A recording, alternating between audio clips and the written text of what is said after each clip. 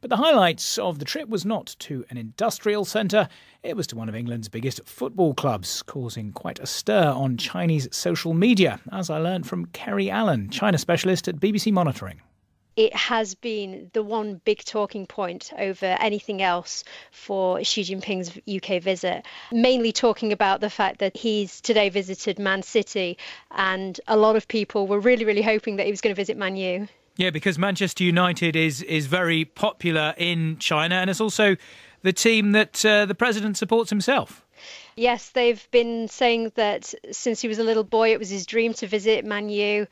And they were saying that they were surprised for him. They were saying that it must be such a huge disappointment for him going to see Man City instead. Because I was reading some analysis that you'd written, which said that many people, when asked to think about Britain, came up with the name Beckham. Yes, there was Xinhua News Agency, which is one of the main state organs in China, did a video on the 19th of October in which they asked people on the streets of Beijing, you know, who's the first celebrity that you think of in the UK? And also questions like, yeah, what is the first thing you think of when you think of the UK?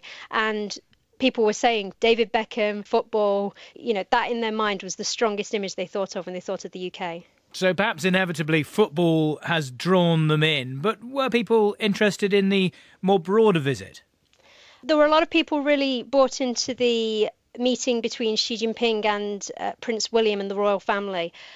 In particular, they were looking at the golden carriage that she travelled in with the Queen and saying, oh, this golden carriage is almost a symbol for this golden era that's been the main media jargon that's been rolled out in the state media. They've been, all the papers since the last 2 weeks have been saying this visit is going to be for China and the UK a golden era. Kerry Allen at BBC Monitoring. Now with a quick look at what else is